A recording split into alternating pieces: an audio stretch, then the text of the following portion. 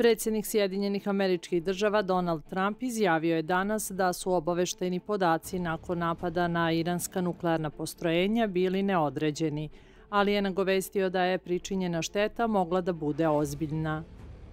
Obavešteni podaci su bili veoma neodređeni. Obaveštajci kažu da ne znamo, moglo je da bude veoma ozbiljno. To je ono što podaci sugerišu, rekao je Trump novinarima uoči sastanka sa svetskim liderima na samitu NATO-a u Hagu, preneo je Reuters.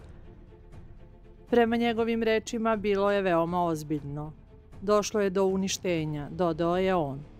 Trump je danas ranije kritikovao CNN i New York Times, ističući da su lažne vesti koje su objavili da američki udari na iranska nuklearna postrojenja nisu postigla svoj cilj. Zapratite naš kanal i playlistu Balkanska hronika.